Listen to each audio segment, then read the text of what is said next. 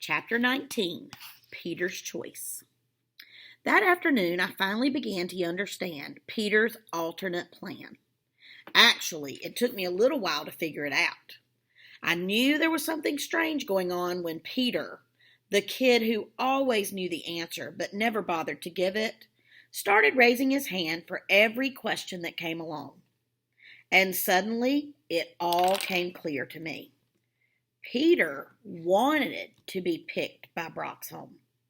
He had decided that this was his big chance to live the kind of science fiction adventure he had been dreaming about.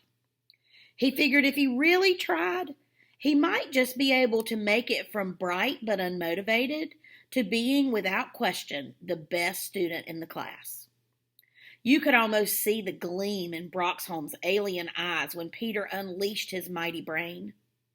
We were having a history lesson at the time, and Peter started to answer every question perfectly. Broxholm started asking harder questions, but Peter never blinked.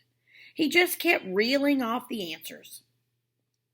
Even I had no idea how smart the kid was. And as for Broxholm, I swear the alien must have memorized an encyclopedia.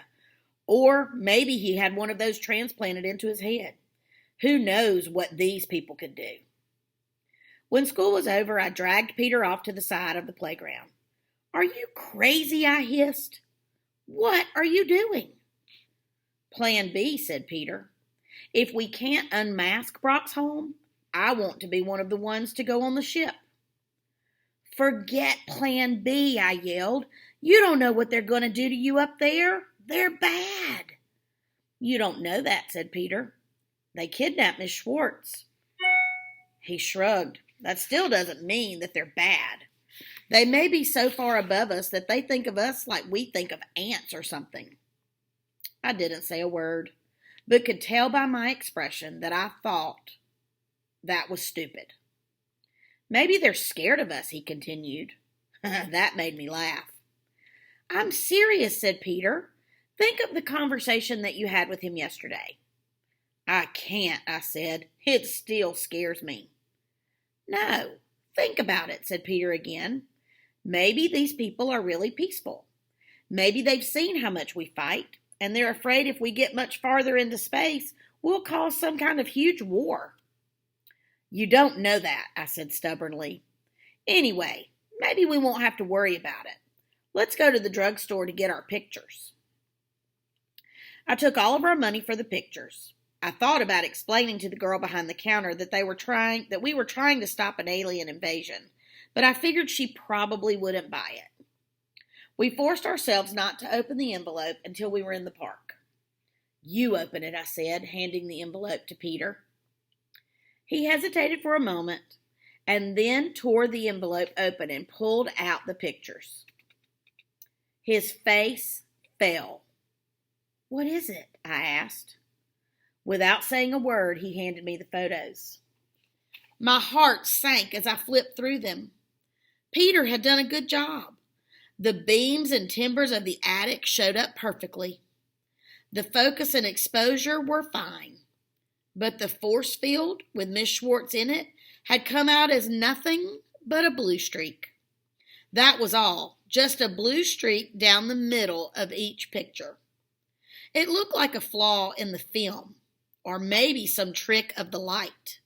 You couldn't see Miss Schwartz at all. "These aren't going to do us any good," I moaned. Peter nodded. "I'm sorry," he said.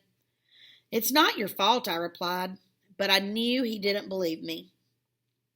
By Thursday, the whole school seemed to be on the brink of nervous breakdowns.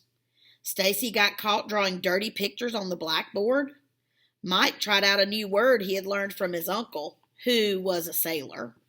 And Peter waved his hand like crazy every time Broxholm Smith asked a question. The ones who were really having a hard time were all the kids in the middle. See, by this time, everyone was starting to believe the rumor about our teacher being an alien. I think the fact that Peter and I knew it was true, combined with the fact that we weren't trying to convince them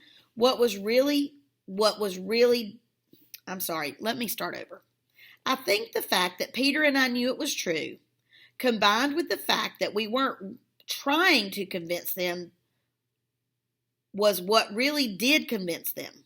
That's a mouthful. They figured if it was a joke, we'd be trying to fool them. Since we weren't, it had to be for real, or something like that.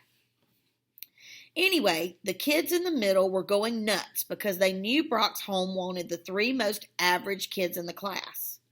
But what was an average kid? No one knew. So none of them knew how to behave to keep from being kidnapped. Most of them just acted the same as usual, except that they were really nervous. Every time one of them answered a question, you had the feeling they were trying to decide whether they should answer it right or wrong. It was like they were asking themselves, will a right answer get me a one-way trip in Alien's spaceship? I'll be glad when this is over, I said to Peter that afternoon during recess. Me too, he said, but I didn't like the kind of dreamy way that he said it. Aren't you scared? I demanded.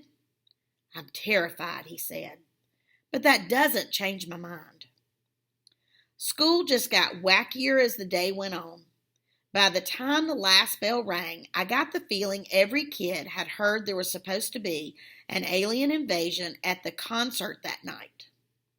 If I wasn't so worried, it would have been funny. Did you hear about the invasion, the kids would say?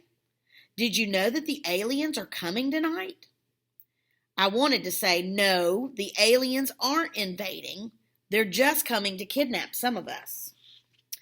Although, for all I knew, the reason they wanted to study us was so they could invade sometime in the future. I felt sorriest for Mr. Bamwick. He had hoped to have the best spring concert ever. Now it was beginning to look as if it would be the biggest disaster of his career.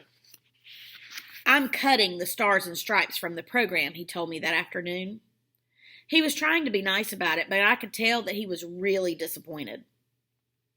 I'm sorry, I said. I just couldn't get that trill. No, it's not just you, said Mr. Bamwick sadly. The whole band has fallen apart. I don't know what I've done wrong. How could I tell him that he hadn't done anything wrong, and that his concert was just another casualty of an alien invasion?